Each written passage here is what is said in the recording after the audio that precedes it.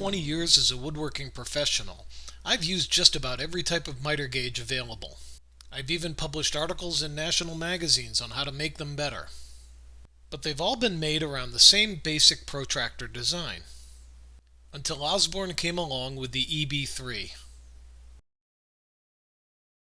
The EB-3 is different in that the fence, the miter bar, and an angular brace form a triangular structure that not only sets the angle of the fence, but also provides a level of stability and bracing simply not available in a protractor design. The angular brace provides support to the fence far out to the side of the miter bar, so it resists flexing and moving even when working with large, heavy parts. The guide bar itself has 3 adjustment points, allowing you to set it perfectly to the miter slot of your saw. And the angle of the fence is set and held by the hypotenuse brace.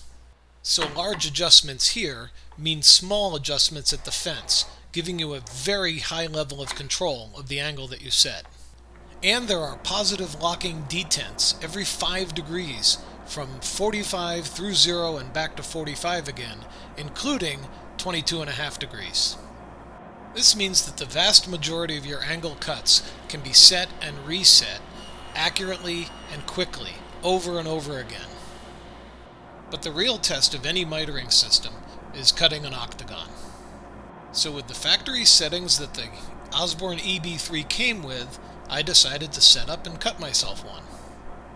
I didn't measure or mark anything except the length of the parts that I wanted to cut, and used the Osborne just as it came from the factory after I assembled it.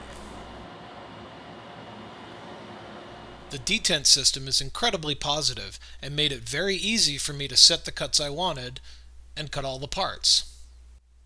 And frankly, the results were everything I could have asked for. The EB-3 comes standard with a flip stop and with an extension piece that can reach out to about 42 inches, depending on the type of saw that you have. And it can be quickly and easily reset to work on the right side of the blade as easily as the left. The flip stop itself is reversible as well.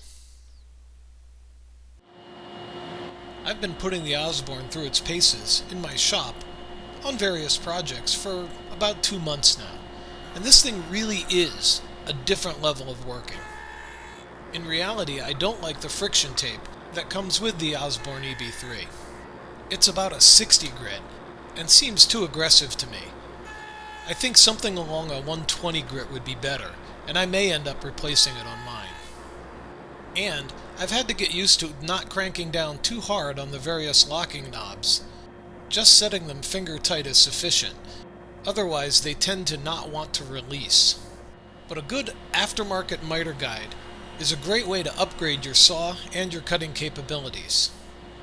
And I've found that the Osborne EB-3 is a cut above anything else I've ever used. You can find more product reviews and skill building videos by visiting my website at www.consultingwoodworker.com.